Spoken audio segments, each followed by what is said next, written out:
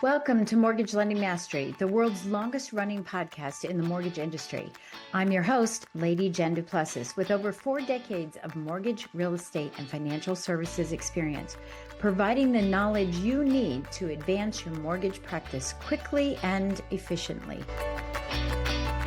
Hey there, Lady Jen Du Plessis, joining you from Vineyard. Today, I wanted to talk to you. Let me see what I wanted to talk to you about because I can't remember which one. I've got probably 90 of these comparisons that I use for Gen Jots. And I'm always thinking, ooh, this versus that, and I'm just thinking which one I was going to be talking about today. Oh, I know. I want to talk about reacting versus responding. And this is such a fatal flaw for many businesses. I've talked about the shiny object syndrome before. I've talked about community before, that a lot of people like to go it alone. I'll just buy some software, I'll buy some ads, I'll buy some this, that, and the other. And all of these are great, by the way. It's just that it can't be the only thing. Nothing can be the only thing. And this is why I love community, because developing a community around myself, partners, collaborators, colleagues, friends, advisors, mentors, because it allows for me to have more opportunities rather than software and ads, et cetera, that just provide leads for us. But it's a tendency, so I'm getting off track here, but it's a tendency to react and feel that magic bullet, that one thing will solve all the problems. So that's why I'm talking about reaction. I find it as well, when I'm speaking on stages all over, across the world now, as I'm speaking, people are getting excited and you can feel the energy change in the room as a speaker. You start seeing people, I want to work with Jen. I want to, I want to talk to her. I want to get this. I want to get it. I want to get it. And I've even had people say to me, hey, I went to your website and I don't see any classes. I don't see your coaching or any of that. I do have some classes there, but I don't see all of your coaching programs, et cetera. And the reason that you don't is because I don't want people to react. I don't want people to, sign on the dotted line really quickly. I want to make sure that this is a good complement for one another. And that holds people at bay so they aren't reacting. I want it to be a good decision, because otherwise they're not going to have anything great to say about the program. I'm going to wake up in the morning and be like motivation and say, time to make the donuts. I have to meet this person that, doesn't really align with me. And in business, this is what we tend to do. We tend to react thinking this is an opportunity, when we're out networking in your local chamber, or whatever the case may be, you think, hey, this sounds really good. I'm going to react to it and I'm going to work on it. And then it sort of goes away. It dissolves, right? The relationship isn't real strong.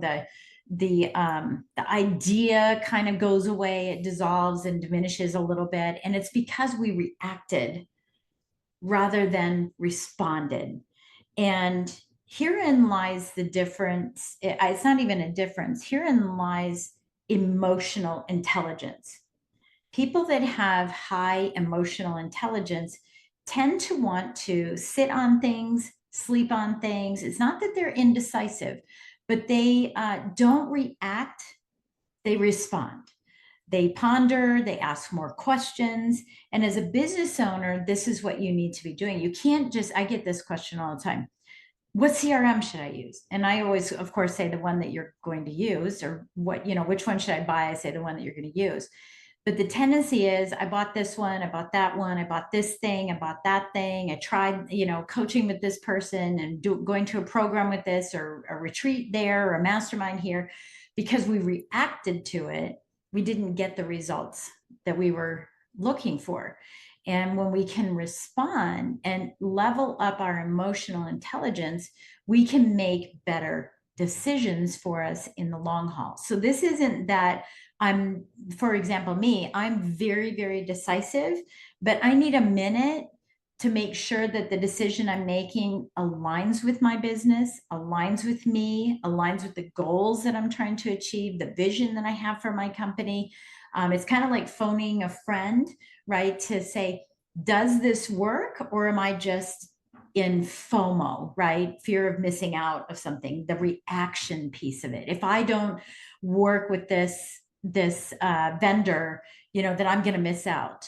Or if I don't work with this joint venture partner, then someone else will, and they're going to make all the money. Well, maybe not. Some of the best decisions I've made is not working with somebody just because I had a fear of missing out, and it came back, to me saying, wow, I'm glad I didn't make that decision. So I really want you to take some time over the next couple of days and really think about, am I in a reactionary mode? Am I just knee jerking all my decisions?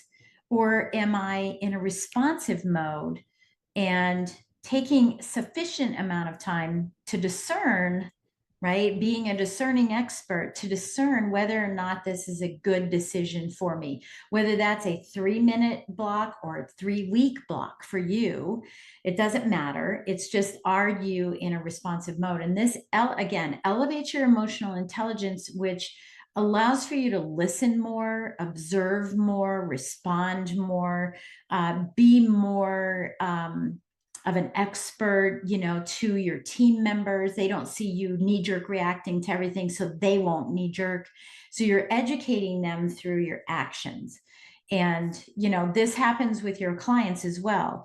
Making sure that in your business may be different than someone else's. This is, when I'm coaching people, somebody asked me from stage not too long ago, what's the number one thing a business should do, if they want to scale? And I said, there is no number one thing, because every business has its own DNA.